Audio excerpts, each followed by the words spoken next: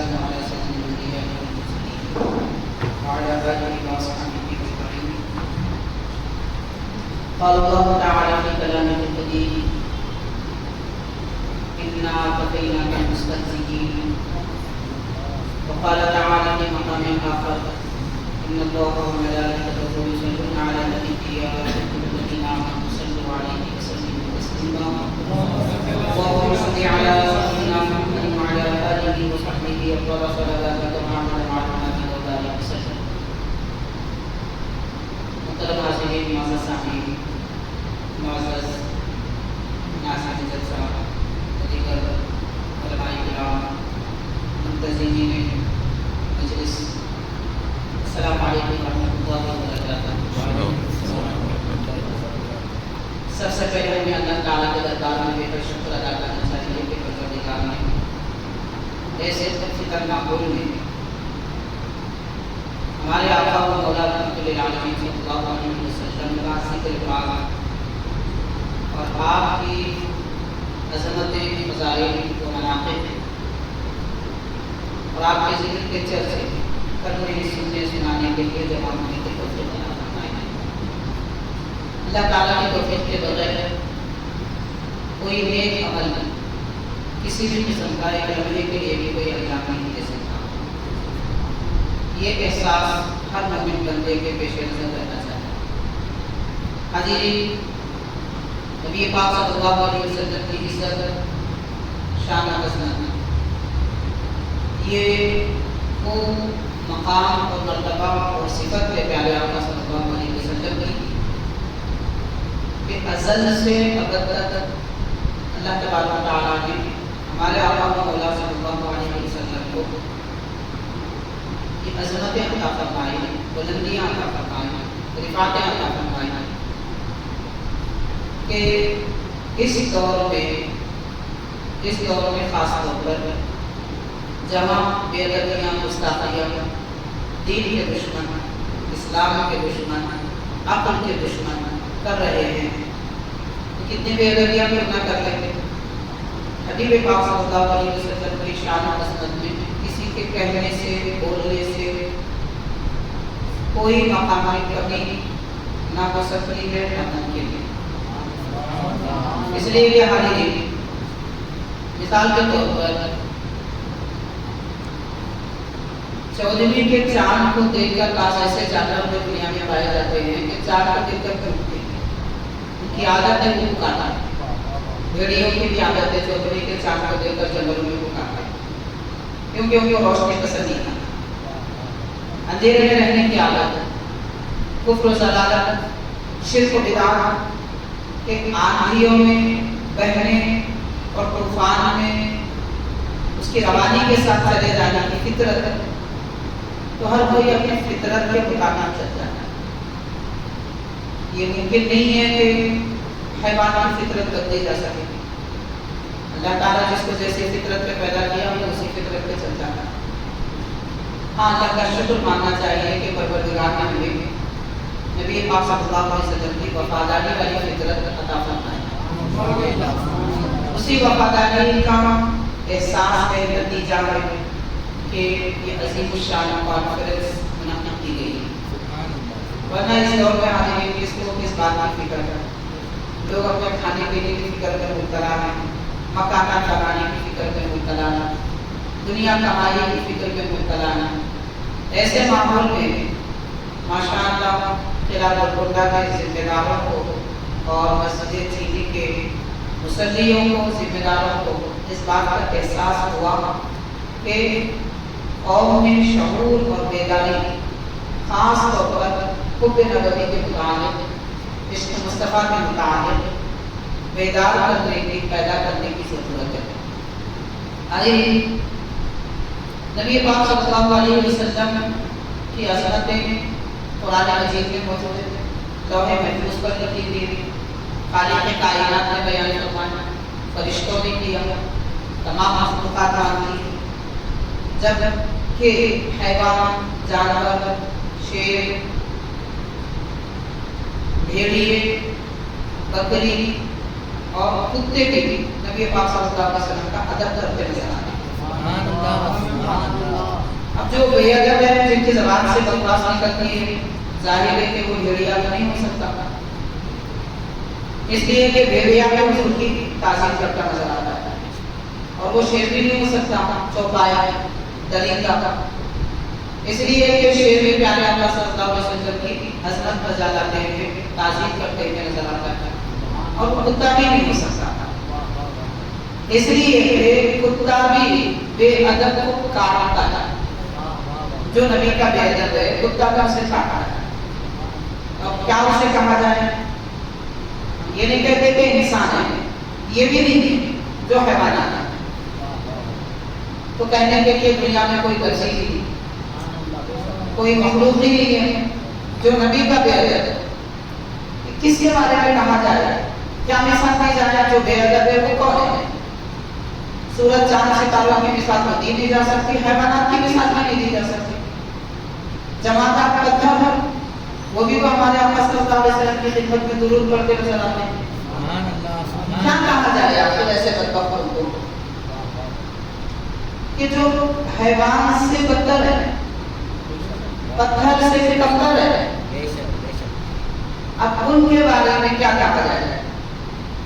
لیکن حاضرین چونکہ اللہ تعالیٰ نے ہمارے دلوں میں پیارے آقا کی محبت ماشاءاللہ جانا سی فرمائی، ایمان ہے تو سرکار کی محبت ہے، حضور کی محبت ہے تو ایمان ہے، اگرچہ کہ وہ ایمان کی وہ طاقت نہیں ہے جو سورج سے ہوتی ہے، ایمان کی ہمارے دلوں میں ایمان کی وہ روشنی تو نہیں ہے جو چاند کی ہوتی ہے، حضرت سیدی بندہ نواز کی سراز بلند آواز علی رحمت و رضوان جو ملک کے کے شاہ ولایت ہے، ایسی بے مثال شخصیت آپ کے ملفوظات میں لکھا جاتا ہے، آپ فرماتے ہیں اپنے زمانے کے ایمان والوں کے امتحان، جو حضور کے حضرت بندہ نواز کے زمانے میں جو مومن تھے ان کے بارے میں فرماتے ہیں کہ میں دیکھ رہا ہوں اس زمانے کے مسلمانوں میں ایمان ایک سنگاری کی حیثیت سے ٹمٹما رہا ہے،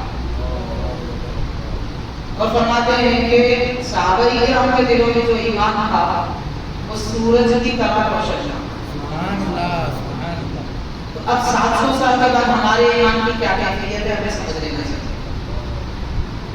لیکن ایمان اتنا ہونے کے باوجود کہ جس کو بیان نہ کیا جائے، اتنا احساس تو ہم مسلمانوں کو ہے ماشاءاللہ کہ ہمارے آقا و مولا رحمت للعالمین صلی اللہ علیہ وسلم کی عظمت شان بے مثال ہے، اللہ تعالیٰ نے پیارے آقا کو بے مثال بنایا، آپ کا چہرہ پاک بے مثال ہے، جس میں اقدس بے مثال ہے، قلب کی اور روح کی نورانیت کا کوئی اندازہ ہی نہیں کر سکتا تھا، جیسا کہ بعض بزرگوں نے مثال دیتے ہوئے یہ بھی فرمایا کہ 14ویں کا چاند سرکار کی ایڑی کی روشنی نہیں رکھتا تھا، حضور پاک صلی اللہ علیہ وسلم کے مبارک ایڑیوں کی روشنی 14ویں کے چاند میں پائی جاتی، وہ کمال والی ذات پاک۔ نعرہ تکبیر، تو حاضرین ہمارے دل میں یہ کیفیت ہے الحمدللہ رب نے پیدا کیا، احسان ہے پروردگار کا، بس اگر کہا جائے اس دور میں جو غفلتوں کا دور ہے اور دنیا پرستی کا دور ہے، اس دور میں کہ جہاں ہم آنکھ کھلی رکھ کے سوتے ہیں، دنیا میں لوگ آنکھ بند کر کے سوتے ہیں، مسلمان آنکھ کھلی رکھ کے سوتا ہے، اس لیے اسے کوئی جگہ نہیں سکتا، جو آنکھ بند کر کے سوتا ہے اسے جگایا جا سکتا ہے، اس کیفیت میں ہو کر بھی احساس ہے کہ یہ بے ادبی ہو رہی ہے، گستاخی ہو رہی ہے، اس پہ آواز اٹھا رہے ہیں اور اس کے لیے کوشش کر رہے ہیں، اتنی کوشش جو آج آپ حضرات نے کی، اتنی کوشش بھی کافی ہے، اتنی کوشش بھی ہونا تو بہت کچھ چاہیے ہے، لیکن ماشاءاللہ اتنی کوشش بھی کافی، یہ بھی ہمارے بیدار رہنے کی ایک علامت، جاگنے کی ایک نشانی۔ حاضرین میں چند باتیں سے کروں گا، نبی پاک صلی اللہ علیہ وسلم کی عزت، شان، مقام و مرتبہ کیا ہے؟ اگر مختصر طور پر بیان کیا جائے، سرکار عالم صلی اللہ علیہ وسلم کی زبان مبارک حضور پاک صلی اللہ علیہ وسلم نے فرمایا اللہ تبارک و تعالیٰ نے مجھے وہ مقام و مرتبہ عطا فرمایا، میں رب کی قربت میں اتنی نزدیکی رکھتا ہوں، نہ کسی فرشتے کو وہ مقام حاصل ہے، نہ کسی نبی کو رسول کو وہ مقام حاصل ہے۔ قربت کا معنی کیا ہے؟ نزدیکی کا معنی کیا ہے؟ یہ احساس ہونا چاہیے۔ مثال کے طور پر ہمیشہ ماں باپ کے ساتھ جو اولاد رہتی ہے، ان سے اگر پوچھا جائے کہ آپ کتنی محبت کرتے ہیں، وہ بیان نہیں کر سکیں گے، کیونکہ قریب رہتے ہیں، احساس۔ جو دور رہتے ہیں ان سے پوچھا جائے ماں باپ کو چھوڑ کر، انہیں پتہ رہتا ہے کہ ہاں میری ماں کا کیا مقام ہے، میرے باپ کی کیا حیثیت ہے۔ تو حاضرین، جب زمانے کے بعد میں اولاد اپنے ماں باپ سے ملتی ہے تو محبت جو امڑ کے آتی ہے، اس کا جو احساس ہوتا ہے، بس سمجھنے کے لیے اتنا احساس کافی ہے کہ نبی پاک صلی اللہ علیہ وسلم اللہ کی قربت میں ہمیشہ اتنی قربت میں کہ جس کا کوئی اندازہ نہیں، ہمیشہ رہتے ہیں، ہمیشہ رہتے ہیں۔ اگر دیکھیں پیارے آقا صلی اللہ علیہ وسلم زمین پر جب روز ہیں، لیکن جبریل امین سے بھی زیادہ قربت پر سرکار کا پسند۔ علیین، اعلیٰ علیین میں رہنے والے فرشتے ہیں، وہ ایسے فرشتے ہیں کہ جن کو کروب کہتے ہیں، کروبیاں، کروب وہ فرشتے ہیں ان کو پتہ ہی نہیں ہے کہ دنیا بنی ہے، یعنی اللہ تعالیٰ کے ذکر میں، یاد میں مستغرق رہتے ہیں، انہیں پتہ ہی نہیں ہے کہ دنیا بنی ہے، بس وہ رب کو جانتے ہیں، مگر وہ فرشتے بھی حضور کو جانتے ہیں۔ جو کسی کو نہیں جانتے صرف حضور کو جانتے ہیں، تو وہ فرشتوں کو بھی وہ مقام حاصل نہیں ہے اللہ تعالیٰ کی قربت کا جو پیارے آقا صلی اللہ علیہ وسلم کو حاصل ہے۔ تو کیا عظمتیں بیان کریں، کتنی بیان کریں؟ بیان کرنے کے لیے، بتانے کے لیے نہ زبان میں طاقت ہے، نہ قلم میں ایسے قوت ہے، نہ علم ایسا ہے، نہ انداز سے بیان ایسا ہو سکتا، کوئی تعریف کر ہی نہیں سکتا، کوئی تعریف کر ہی نہیں سکتا۔ کرنے والے بہت کچھ کہہ رہے ہیں مگر کوئی کچھ نہیں کہہ سکتا۔ ہاں اتنا کہہ سکتے ہیں قرآن مجید میں ایسا ہے، حدیث پاک میں ایسا ہے، وہی سب سے بڑی بات ہے، اس سے بڑھ کے اور کوئی تعریف نہیں ہے، کیونکہ اللہ نے جب حضور کی تعریف فرمائی ہے تو اس سے بڑھ کے اور کون تعریف کر سکتا ہے۔ ایک بات اور عرض کروں گا، اس کے بعد میں اصل موضوع کی طرف آپ کا اصل ذات کی طرف جو آپ کا کوشش اس موقع پر ذکر کرنا ہے۔ حاضرین، سرکار دو عالم صلی اللہ علیہ وسلم کی خدمت میں حضرت شیخ الاسلام بانی جامعہ نظامیہ شیخ امام انوار اللہ فاروقی رحمۃ اللہ علیہ اپنی کتاب میں تحریر فرماتے ہیں، مقاصد الاسلام کے پہلے حصے میں تحریر فرماتے ہیں کہ سرکار دو عالم صلی اللہ علیہ وسلم کی خدمت میں بعض صحابہ کرام حاصل ہیں اور عرض کرنے لگے کہ سرکار یہ کافر یہ مشرک یہ منافق حضور آپ کے بارے میں یہ باتیں کرتے ہیں، برائی کہتے ہیں، ہم بیان نہیں کر سکتے اپنے زبان سے، وہ ایسی ایسی باتیں کرتے ہیں۔ تو سرکار نے فرمایا وہ کیا کہتے ہیں؟ تو ایک صحابی نے عرض کیا کہ حضور ابو جہل یہ کہتا ہے، کیا کہتا ہے؟ تو انہوں نے عرض کیا میں بیان نہیں کر سکتا۔ سرکار نے فرمایا وہ کہتا کیا ہے، جملہ کیا کہتا ہے؟ تو عرض کرتے ہیں کہ حضور وہ کہتا ہے کہ محمد صلی اللہ علیہ وسلم، اس کے بعد اپنا جملہ کہتا ہے جو بھی کہتا ہے، وہ صحابی آگے نہیں بڑھتے، یہ کہتے ہیں کہ نام لے کر کہتا ہے۔ تو حضور نے فرمایا اللہ تعالیٰ نے مجھے محمد بنایا ہے، رب نے مجھے محمد بنایا ہے، وہ کسی اور کے بارے میں کہتے ہوئے، یعنی سرکار کے نام پاک کا معنی کیا ہے؟ نام پاک کا معنی وہ قابل ترین عظیم ترین ہستی شخصیت کہ جن کی ہر طرح سے تعریف کی جاتی ہے، سب سے زیادہ تعریف جن کی جاتی ہے اور ایسی تعریف کی جاتی ہے کہ تعریف میں بھی کوئی عیب نہیں نکلتا، یعنی حق جو سرکار کا نام پاک ہم سے بنا ہے، اس کا معنی کیا ہے؟ معنی یہ ہے کہ جس کی ہم تعریف کر رہے ہیں وہ بے عیب ہے، ان کے اندر کوئی عیب نہیں ہے، برائی نہیں ہے، نقص نہیں ہے، کمی نہیں ہے۔ تو اللہ تعالیٰ نے میرا نام ہی محمد رکھا کہ میری برائی کون کر سکتا ہے؟ سبحان اللہ، سبحان اللہ۔ تو اور مجھے دنیا میں جتنا بھی برائی کی کرنے والوں نے نام دیا پہلے، نام لینے کے بعد جب برائی کر رہے ہیں تو پھر وہ برائی کس کی کر رہے ہیں؟ اس ذات پاک کی جو قابل تعریف ہے، اس ذات پاک کی جو بے عیب ہے، اس ذات پاک کی جن میں کوئی نقص نہیں ہے، اس ذات پاک کی جن میں کوئی عیب نہیں ہے، اس کے بعد حضور فرماتے ہیں کہ اس آدمی کا جو میری برائی کرتا ہے جھوٹا ہونے کے لیے کافی ہے کہ وہ میری پہلے تعریف کرتا ہے بعد میں برائی کرتا ہے. سبحان اللہ سبحان اللہ.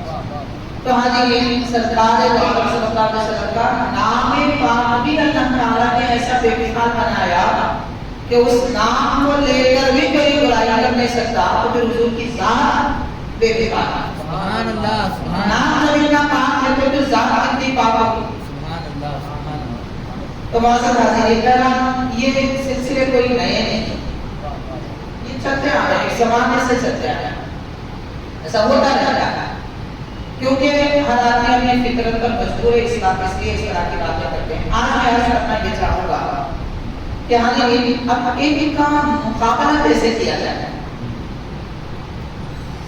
اگر یہ کہا جائے جیسے احادیث پاک میں آتا ہے صحیح بخاری شریف میں، مسلم میں وغیرہ میں بے شمار احادیث پاک صحابہ کرام ان کی زندگیوں کا اگر ہم مطالعہ کریں گے وہ تو بے ادبی سنتے ہی نہیں تھے، بے ادبی کی باتیں کو سنتے ہی نہیں تھے، کہنے کا موقع ہی نہیں دیتے تھے. سبحان اللہ سبحان اللہ. اور صحیح پہ رہنے نہیں دیتے تھے. سبحان اللہ. ان کا جوش، ان کا بلبلہ، ان کی محبت پیارے اللہ صلی اللہ علیہ وسلم سے ایسی تھی کیونکہ ان کے پاس ایمان حضرت مرزا نواز رحمۃ اللہ علیہ کے فرمان کے مطابق سورج کی تابنا کی والا. اب ظاہر ہے کہ ہمارے پاس انتما کے ہوئے چراغ کی طرح ہم ایمان دے کے رکھتے ہیں، اتنا بڑا کام تو نہیں کر سکتے تھے، نہیں کر سکتے. نہ کرنے کی بہت ساری وجوہات ہیں. ہمارا اپنا عذر ہے، ہماری اپنی کمزوری ہے، ہماری اپنی بے قوتی ہے، اور ہمارا متحد نہ ہونا ہے، کہ دین سے بیزاری ہے، آپس میں اختلاف ہے، وہ کچھ ہے ہمارے پاس. اس وقت ہمارے پاس کوئی خوبی نہیں سوائے ایک خوبی کے کہ وہ ایمان ہے. بس الحمدللہ ہمارے پاس ایمان ہے، یہی بڑی دولت ہے، اس کے سوا کچھ نہیں ہے. ہر ایک لحاظ سے مسلمان ناکارہ ہے، ناکارہ ہے تو ایمان ہے ماشاءاللہ. لیکن حاضرین کرام وہ اتنے بڑے کاموں کو ہم کر نہیں سکتے. کیا کر سکتے ہیں وہ آگے میں بڑی بات آج کروں گا، جیسے کہ اس جلسے کا عنوان یہ ہماری ذمہ داری ہے. ناموس رسالت کو لے کر ہماری کیا ذمہ داری رکھتی ہے. ناموس کا مطلب عزت، شان، مقام، عظمت. تو حضور پاک صلی اللہ علیہ وسلم کی عزت و عظمت کے اعتبار سے اس کو لے کر ہماری کیا ذمہ داری رکھتی ہے. چند باتوں میں پہلے عرض کرنا چاہوں گا احادیث پاک کے حوالے سے. حدیث موجب کبیر طبرانی کہ حدیث پاک ہے، مستدرک حاکم کی حدیث پاک ہے، مختلف اور احادیث پاک اور تعلیم میں جیسے الاسراء فی معرفت الصحابہ، صحابہ کرام کی سیرت پر مشتمل کتاب ہے. سبل الہدی والرشاد، یہ بھی سیرت پاک کی کتاب ہے. ان کتابوں کے حوالے سے چند باتیں آپ کی کوشش کروں گا کہ دیکھیے سرکار عالم صلی اللہ علیہ وسلم کے زمانے میں اگر کوئی بدبختی کرتا، بے ادبی کرتا، گستاخی کے کلمات کہتا، بے ادب ہوتا، تو صحابہ کرام کو خیر صحابہ کرام ہیں، وہ صاحب ایمان ہیں، صاحب عقل ہیں، دانشور ہیں، ان کا اپنا مقام ہے. حیوان بھی گستاخ کو نہیں چھوڑتے تھے، جانور بھی گستاخ کو نہیں چھوڑتے تھے. اور اللہ سے دعا ہے کہ وہ موقع بتانا دنیا کو آج دکھا تھا جو پچھلے دور میں ہوا تھا، وہ موقع اللہ تعالیٰ آج دکھا دے. رب کے دربار میں ہم یہی دعا کر سکتے ہیں کیونکہ ہم نہ چاہتے ہیں، ہمارے پاس کوئی طاقت نہیں ہے، کچھ نہیں کر سکتے. نہیں کر سکتے ہیں، اتنا کر سکتے ہیں کہ پروردگار کہ اپنے حبیب کی بے ادبی کی سزا تو دے دے. بس تیرے حوالے ہمیں کرتے تھے. وہ اوپر کے تو ہمیں یہ لگا میرے دل کا ٹکڑا سرکار کی بے ادبی کرنے پر جو تکلیف ہوئی ہے میں اس کو اللہ کے حوالے کرتا ہوں. اللہ تعالیٰ بتا دے دے بس، اور کچھ نہیں. لیکن نمونے دیتے ہیں کہ رب تعالیٰ نے کس زمانے میں کیسے کس طریقے سے حیوانوں کو بیدار کر کے انسانوں سے بڑھ کے شعور اور عقل دے کر گستاخ اور بے ادب کا انجام کس طریقے سے کیا گیا. ایک روایت میں آتا ہے کہ سب سے پہلے میں عرض کروں گا ابو لہب کے 3 بیٹے تھے، ایک کا نام لہب تھا، ایک کا نام عتبہ تھا اور ایک کا نام عتیبہ تھا. تو روایت میں آنے آنے کے بعد سے کہ عتیبہ کا نام ہے، بعد سے کہ لہب کا نام. تو ابو لہب کا بیٹا نعوذ باللہ سے پاک صلی اللہ علیہ وسلم کو برا بھلا کہتا تھا، گالی گلوچ کرتا تھا. صحابہ کرام آتے ہیں کرتے کہ ضرور آپ کو برا کہتا ہے. ایک مرتبہ اس کی نعوذ باللہ بدبختی کی بڑھ گئی کہ سرکار عالم صلی اللہ علیہ وسلم کی خدمت میں حاضر ہو کر آپ کی قمیص سے مبارک کھینچنے لگا، جھٹکا دے کر کھینچنے لگا، تو پیارے آقا صلی اللہ علیہ وسلم کو چلا لایا۔ حضور پاک صلی اللہ علیہ وسلم نے بس اتنی دعا فرمائی، اللہم صل علی کلب، کہ پروردگار اس ناپیکان پر اگر تو اپنا کتا مسلط کر، یہ لفظ کر بعض علاقہ میں آتا ہے کتا آیا، بعض علاقہ میں آتا ہے شیر آیا، بعض علاقہ میں آتا ہے بھیڑیا آیا۔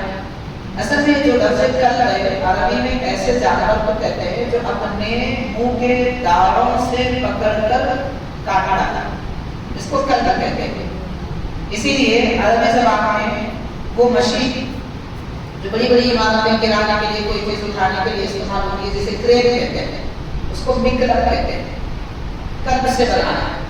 تو جو چیز پکڑ گئی ہے داڑوں سے اسے کلب کہتے ہیں۔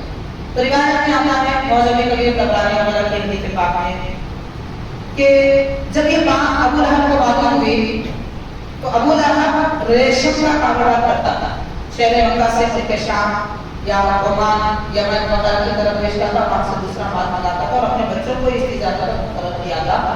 اتحیبہ جب جانے کا وقت آیا تو ابو لہب نے کہا کہ لوگوں مجھے ڈر ہے کہ حضور اکرم صلی اللہ علیہ وسلم کی دعا ضرور کام آئے گی، مجھے ڈر ہے کہ کہیں میرے بچے کو کوئی شیر نہ کھا لے، اس لیے اس نے اپنے خادموں کو، غلاموں کو اپنے بیٹے کے ساتھ چھوڑ دیا کہ یہ جہاں جہاں جائے گا، سفر میں، حضر میں، مقام میں، جنگل میں، منزل میں، اس کے ساتھ رہنا، اس کی حفاظت کرنا۔ چنانچہ میں اس کے غلام اور اس کے خادم ہمیشہ ساتھ رہا کرتے تھے۔ جب کسی مقام پر پہنچ جاتے، پڑاؤ ڈالنا ہوتا، ٹھہرنا ہوتا، تو اسے دیوار سے بٹھا دیتے اور اپنا سارا سامان، اس زمانے میں جو طریقے سے ہوتا تھا، جیسے آج کل بیگ وغیرہ استعمال کرتے ہیں، جب وہ سب کوٹیاں بناتے تھے اپنے کپڑوں کے، تو وہ سارا سامان اس کے سامنے رکھ دے کر اسے چھپا دیتے تھے اور کوئی کپڑا ڈال دیتے تاکہ ان کو بھی ڈر تھا کہ آبادی میں بھی کیوں نہ ہو کوئی جانور ضرور آئے گا اور اسے کھا جائے گا، کیونکہ سرکار نے دعا فرمائی ہے اس کے لیے کہ اللہ تعالیٰ ایک حیوان کو اس پر مسلط فرماتا۔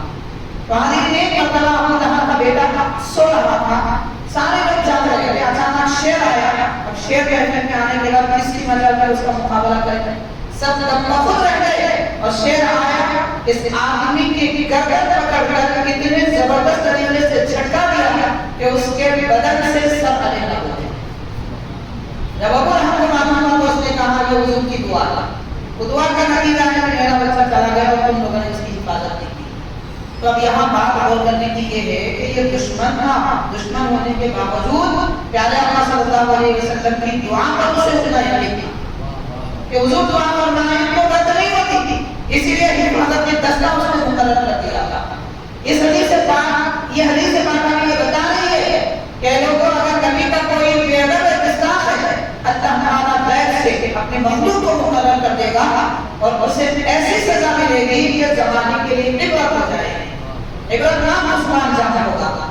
تو یہ نبی پاک صلی اللہ علیہ وسلم کی بے ادبی کرنے والوں کا انجام حیوانات اس کا بدلہ دیتے ہیں۔ انہیں میں سے ایک روایت میں آتا ہے نبی پاک صلی اللہ علیہ وسلم کے دربار اقدس میں ایک آدمی ایسا تھا کہ وہ ہمیشہ نعوذ باللہ برا بنا کر گستاخی کرتا تھا، تو سرکار عالم صلی اللہ علیہ وسلم نے اس کے لیے بھی دعا فرمائی۔ دعا کیا فرمائی؟ اب دیکھیے پیارے آقا کا کمال، کبھی دعا فرماتے ہیں کہ کوئی حیوان مسلط کرتے ہیں، بھیڑیا مسلط کر دیتے ہیں، اور کبھی حضور دعا فرماتے ہیں۔ ایک مرتبہ اس جو روایت میں آیا ہے، حضور نے فرمایا اے اللہ اس آدمی پر اس کو تباہ کرنے کے لیے بکرا مسلط کرتا۔ اب آپ غور کیجیے کہ پرندوں میں کبوتر، طوطا، چڑیا، ان کو مسکین پرندہ کہتے ہیں، اور حیوانات میں بکری، بکرا اور گائے وغیرہ ان کو مسکین جانور کہتے ہیں، یعنی یہ خود سے شرمگیز نہیں ہوتے، خود سے شرمگیزی نہیں کرتے۔ کوئی کچھ کرتا ہے تو وہ بچہ دے دیتے ہیں یا کچھ ہو جاتا ہے، جیسا بھی ہے۔ جو کبھی بے قابو ہو جاتے ہیں، بے قابو ہونے کی کوئی وجہ ہوتی ہے، بلا وجہ بے قابو نہیں ہوتے، جب تک دوسرے اور جو جانور ہوتے ہیں وہ وحشی ہوتے ہیں، خود سے شرمگیزی کرتے ہیں۔ اسی لیے شریعت مطہرہ میں حالت احرام میں وحشی جانور کو مارنے کا حکم الگ ہے اور مسکین جانور کو مارنے کا حکم الگ ہے۔ تو بہرحال میں مسکین جانور کا لیکن حضور پاک صلی اللہ علیہ وسلم نے جب دعا فرمائی تو وہ شخص جس نے بے ادبی کی تھی، ایک ہی مرتبہ بے ادبی کی تھی، وہ پہاڑوں میں اپنا کوئی کام انجام دیتا تھا، جنگلوں میں، پہاڑوں میں۔ ایک مرتبہ پہاڑوں میں سے ایک بکرا آیا جس کی بڑی بڑی سینگ تھے، اور اس آدمی کو اتنے سینگ مارا کہ اس کے بدن میں ٹکڑے ٹکڑے کر دی۔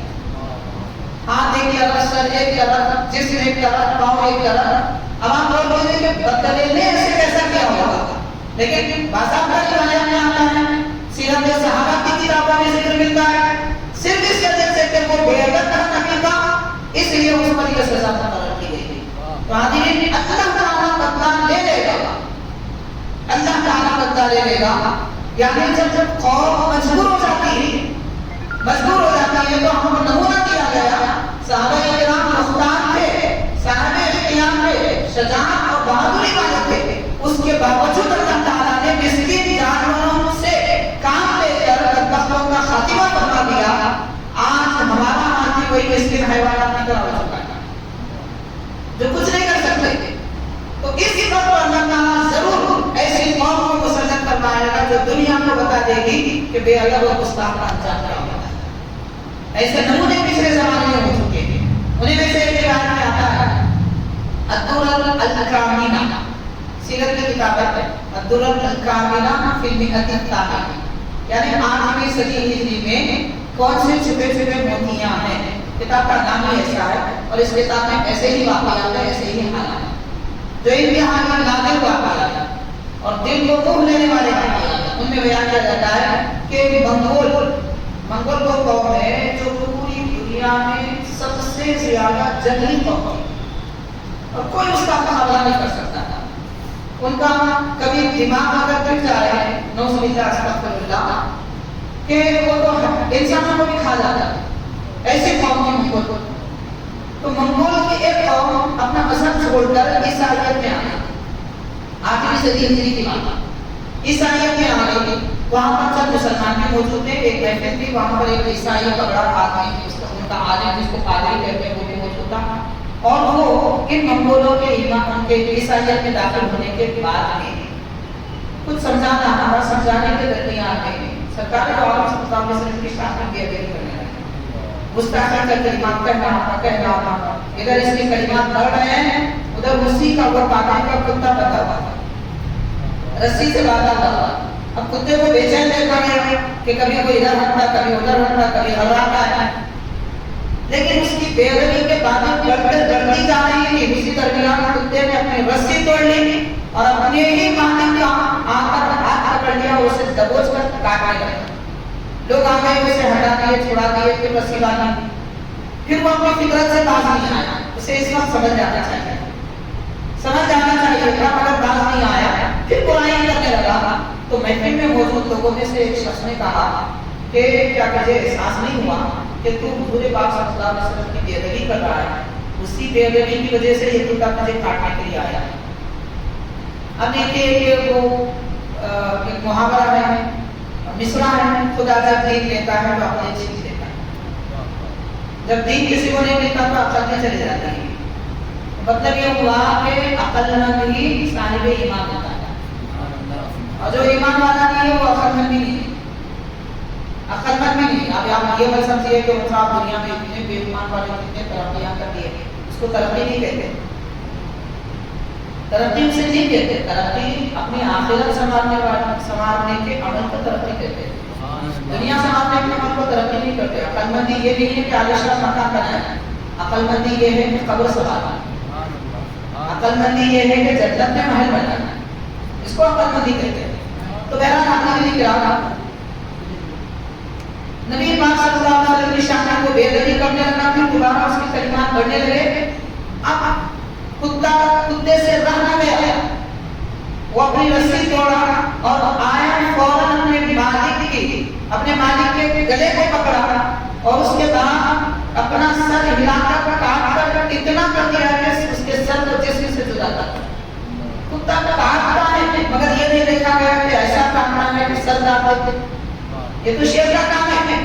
پتہ ہی چلا کہ جب بے ادبی اور گستاخی کی جاتی ہے تو کتے کے اندر بھی شیر کی صلاحیت آ جاتی ہے۔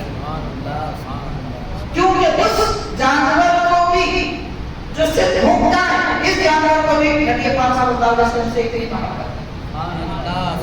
सरकार की मोहब्बत हैवानात में है, सरकार की मोहब्बत कुत्तों में है, सरकार की मोहब्बत भेड़ियों में है, सरकार की मोहब्बत बकरियों में है और बकरों में पाई जाती है। अगर किसी का दिल इस मोहब्बत से खाली है तो फिर वो कुछ भी नहीं, ना बकरी है, ना बकरा है, ना भेड़िया है, ना कुत्ता है, ना कुछ और नहीं मालूम कि वो क्या है। ऐसे एक दो नहीं कई एक वाकया तारीख की किताबों में लिखी गई है कि जिनमें बताया गया बेअदबी और गुस्ताखी करने वालों का अंजाम कैसे हुआ। नबी पाक सल्लल्लाहु अलैहि वसल्लम की बेअदबी जो लोग करते थे उसका अंजाम ये भी होता है। बड़ी मशहूर हदीस से बातें चलती थी किसी की एक महफिल में नबी पाक सल्लल्लाहु अलैहि वसल्लम दरबार पहुंचते थे और 10 में शाबाश महफिल में सहाबाए किराम तो सीधे हाथ से खा रहे थे, मगर एक शख्स ऐसा था कि वो बाएं हाथ से खा रहा था। मुमकिन है कि वो कोई मुनाफिक हो या यहूदी थी, बाएं हाथ से खा रहा था। हज़रत पाक सल्लल्लाहु अलैहि वसल्लम ने फरमाया कि सीधे हाथ से खाओ, ये एक समझदारों का तरीका है। तो उसने कहा कि मेरा हाथ नहीं होता, तो उसने कहा ये भी बेअदबी है, यानी एक तो हुजूर की महफिल में है और फिर झूठ कह रहा है। गैर का नबी के सामने झूठ बेअदबी नहीं है तो क्या है? जो नबी उसके दिल का हाल जानते थे, दिल का हाल जानते हैं, उनके सामने ये बात कहा। हुज़ूर पाक सल्लल्लाहु अलैहि वसल्लम ने फरमाया अल्लाह तेरा हाथ न उठाना, बस ये कहना था। उसके बाद उसका सीधा हाथ शल हो गया, मरते दम तक उसी हालत में रहा, कभी हाथ दुरुस्त नहीं। तो ऐसे हजारों वाक़यात हैं जो हदीस और सीरत की किताबों में मिलती थी, जो ये बता रही है कि जिसने बेअदबी की अंजाम उसका उसी वक्त होगा। अभी बस इंतजार करना है, इंतजार करना है अल्लाह ताला अपनी कुदरत के नमूने दिखाएगा। लेकिन हाज़िरीन किराम सवाल ये पैदा होता है कि बस इतना ही करें या कुछ और भी करें। करने के लिए बहुत कुछ है, बहुत सारे ऐसे काम हैं जो हम कर नहीं सकते और हमें जरूरत भी नहीं है। जो काम कर नहीं सकते उसको बयान करने की जरूरत क्या है, उसको बयान करने की जरूरत भी नहीं है। मैं ऐसी बात आपको कुछ उदाहरण दूंगा जो हम कर सकते हैं, जिसकी वजह से माहौल अच्छा बन जाएगा और फिर उसका नतीजा फायदा बख्श सामने आएगा।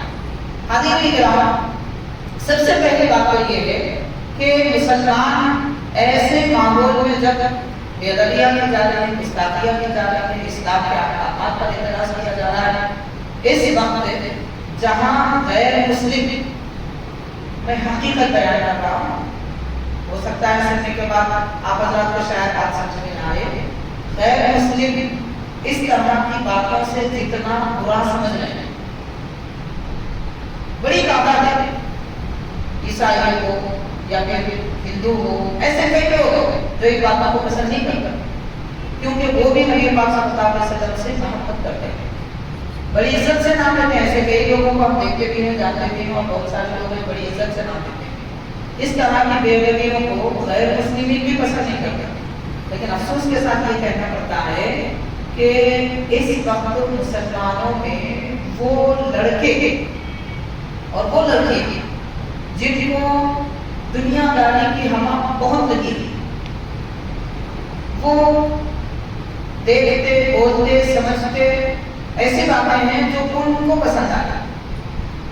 इस्लाम से उनका कोई गहरा ताल्लुक नहीं, नमाज, रोजा, ज़कात, मस्जिद क्या होता है, ऐसी फितरत के बहुत सारे मुसलमान, बहुत सारे ऐसे लोग जिनको स्कूल की हवा लगी है, कॉलेजेस की हवा लगी है, यूनिवर्सिटीज की हवा लगी है और वो बड़ी बड़ी कंपनियों में काम करते हैं, लोगों के साथ, दूसरों के साथ उनके ताल्लुकात हैं और माहाना कम से कम 1-2 मरतबा वो इवेंट करते हैं, शराब की महफिलें सजाते हैं। इन लोगों को दीन से, इस्लाम से, नबी से, अल्लाह से कोई ताल्लुक नहीं है। अफसोस इस बात का है कि ऐसे लोग नौजुबिल्लाह सोशल मीडिया पे इस तरह के कमेंट्स देखने को मिल रहे हैं, नौजुबिल्लाह के ला हौला वला कुव्वता इल्ला बिल्लाह के कहने वाले ने बात को वाजिब कही। समझ लीजिए थोड़ी देर के लिए अगर किसी मुसलमान लड़का लड़की के दिल में ये बात आ गई है कि बात तो दुरुस्त है, खत्म, ईमान निकल गया है। अब बाद में कुछ भी सोचो कि नहीं मैं इसका ये मतलब भी हो सकता, वो मतलब भी हो सकता, निकल गया है, बात कलिमा पढ़े तो ही मुसलमान। सरकार के मुताबिक, ताज़ीम के मुताबिक ईमान का मसला बड़ा नाजुक है। पुलसिरात की मिसाल देते हैं, पुलसिरात से भी नाजुक। यहाँ दिल में ख्याल भी नहीं आना चाहिए किसी भी मुताबिक। ऐसे कई लोग, वजह क्या है? आखिर ऐसे मुसलमान क्यों हैं? अभी दूसरों पे बातें हम रोएंगे, पहले हमारे लोगों पे तो रोएंगे। ऐसे क्यों है मुसलमान? हालांकि उसकी अगर वजह देखी जाए तो वजह यह है कि घर के जिम्मेदार इन बच्चों के बड़े, उन्होंने इन बच्चों की परवरिश सिर्फ इसलिए की कि बच्चा पढ़े लिखे, खाए पिए, ऐश की जिंदगी गुजारे और बहुत बड़ा आदमी बने, मालदार बने, बिजनेसमैन बने, वो डॉक्टर बने, फला बने। जिंदगी भर उसे यही समझाते रहे कि बेटा तुम्हारे पैदा होने का मकसद खाना पीना, पहनना, बोलना, सोना, ऐश करना, यही समझा, बस उसके सिवा कुछ नहीं। माँ बाप अपने बच्चों से ख्वाहिश करने लगे, तुम आलिशान घर बनाओ, तुम ऐसी गाड़ी खरीदो, हमारे लिए राहत होगी, ये फिक्र हो गई माँ बाप की, तो बच्चे ऐसे दिखेंगे जो आज हमें देखने को मिल रहे हैं। तो हाज़िरीन किराम, अब ऐसे माहौल में, इस माहौल को सामने रखते हुए मैं चंद बातें अर्ज कर रहा हूँ। दूसरों की बात रहने दीजिए, दूसरे क्या कह रहे हैं, क्या समझ रहे हैं, वो रहने दीजिए, मगर वो जो बदबख्ती की बातें हैं उसका असर मुसलमान माशरे पे क्या पड़ रहा है ये देखने की जरूरत है। गैरों पे क्या असर पड़ रहा है ये देखने की हमें जरूरत नहीं है। हम पर उसका असर क्या पड़ रहा है, हमारे माशरे पर, हमारे बच्चों पर उसका असर क्या हो रहा है। ये फितनों का दौर है, हर दिन नए नए काफिर सिकोए जा रहे हैं, हर दिन नए नए फितने पैदा हो रहे हैं, दिलों में बेचैनी की कैफियत है, इस्लाम से लोग बेजार होने जा रहे हैं और उनकी बातें सुन कर, खास तौर पर जो टीवियों में डिबेट चलते हैं उसको सुन कर लोगों के ईमान कमजोर होते जा रहे हैं, क्योंकि एक ही बात बार बार कही जा रही है। आखिर काम दिल ये कहता है, आखिर ये कहते हैं कि कुछ तो होगी बात। जब ऐसा समझ लिए चला गया, इसीलिए सबसे पहले ये काम करना है कि ऐसे चैनल बैन कर दें, बंद कर दें, ना फोन में देखें, ना यूट्यूब पर देखें, ना टीवी पर देखें, इस किस्म की बात सुनना ही नहीं। ये काम हमारा सबसे पहला है। यूं समझ लीजिए कि तरक्कियों पर जाने के लिए ये पहली सीढ़ी, आप ये सीढ़ी नहीं रखेंगे तो बाकी ऊपर कितने भी सीढ़ियां बना लीजिए कोई सीढ़ी टिकने वाली नहीं। सबसे पहला काम ये है कि ना वो बातें सुनेंगे, ना उनकी बातों पर तवज्जो देंगे।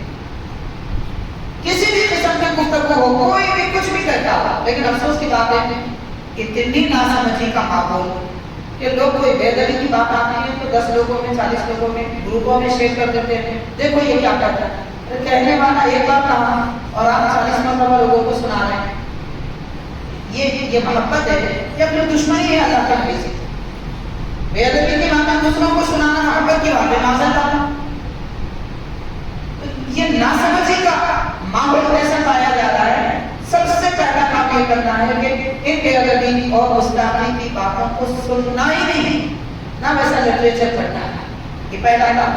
हालांकि दूसरा काम हमें जो कर सकते हैं, हमें करना चाहिए, वो ये है कि कहने वाले ने एक बार बेअदबी की और गुस्ताखी की, हम मुसलमानों को चाहिए कि हम सबसे पहले हमारे घर में माहौल बनाए, अपने घर में माहौल बनाए कि कम से कम दिन में 3 मरतबा तो दस्तरखान पर माशाअल्लाह माँ बाप के साथ बच्चे बैठे थे। माँ बाप को चाहिए कि वो कोई मुल्ज़म अपनी मस्जिद के खतीब साहब उनसे रुजू करके 3 हदीसें ले ले सरकार की अज़मत की।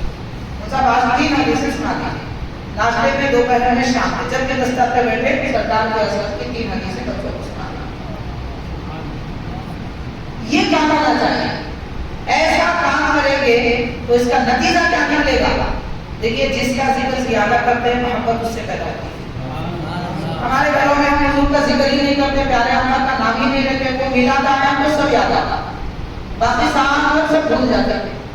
तो उसी का नतीजा है कि हमारे बच्चे दुनिया के, दौलत के, कारों के, बंगलों के, एसियों के, रोडों के और नहीं मालूम किस किस के होंगे, लेकिन नबी के नहीं हो सकते, अल्लाह के नहीं हो सकते, दीन इस्लाम शरीयत के नहीं हो सकते, कुरान के नहीं हो सकते, हदीस के नहीं हो सकते। ये हमारा दूसरा काम है कि मुआशरे में अगर तब्दीली लाना है, और ये काम हर आदमी कर सकता है। और आप गौर कीजिए कि हर आदमी अगर ये काम करने लगे तो कितने मुसलमानों के घरों में कैसी तब्दीली आएगी माशाअल्लाह। हर दिन बच्चे 3 وقت پیارے آقا کا ذکر سنیں گے تو پھر ان کا دل تو ماشاءاللہ گلستان اور باغ بن جائے گا، جس میں نبی کی محبت کی خوشبو، نبی کے محبت کے پھول کھلیں گے۔ یہ کیفیت ہونی چاہیے، لازم کر لینا چاہیے مسلمان، یہ دوسرا کام ہے۔ اور اس کے بعد ہم یہ بھی کر سکتے ہیں، حاضرین وہ یہ ہے کہ مثال کے طور پر دوستوں سے ہمارے تعلقات آتے ہیں، دوستوں سے گفتگو ہوتی ہے، جب آپس میں ملاقات ہوتی ہے، گفتگو ہوتی ہے، فونوں پہ چیٹنگ ہوتی ہے، تو سیاست پر گفتگو، ماحول پر گفتگو، یہ کیا کر رہا ہے، وہ کیا کر رہا ہے، وہ زمین کا ریٹ کیا ہے، یہ فلاں کیا ہے، یہاں کتنے میں ہے، وہاں کتنے میں، یہ گفتگو ہوتی ہے۔ اس کے بجائے اگر ہم یہ طے کریں کہ مان لیجیے کام کی بات ہم دن بھر میں 2 گھنٹے کریں گے تو سرکار کی بات 4 گھنٹے کریں گے، 4 گھنٹے سرکار کی بات کریں گے۔ ایک نظام بنا لینا چاہیے، کسی سے ہمیں گفتگو کرنا ہے، کسی تجارت کے معاملے میں طے کر لیں گے کہ بھائی پہلے ہم حضور پاک صلی اللہ علیہ وسلم کی عظمت کی ایک 4 باتیں کرتے ہیں، اس کے بعد کام آئے۔ اگر ایسا نظام بنا لیا جائے تو پھر ہر طرف سرکار کا ذکر ہوگا۔ بدبختی سے کہنے والے نے ایک بار کہا، لیکن ماشاءاللہ مسلمان جہاں جائیں گے نبی کا ذکر ہوتا جائے گا، نبی کا ذکر ہوتا جائے گا۔ اس کا فائدہ کیا ہوگا؟ فائدہ یہ ہے کہ دلوں میں محبت پیدا ہوگی، زبانوں پر حضور کا ذکر ہوگا، پیارے آقا کا چرچا ہوگا، محبت بڑھے گی۔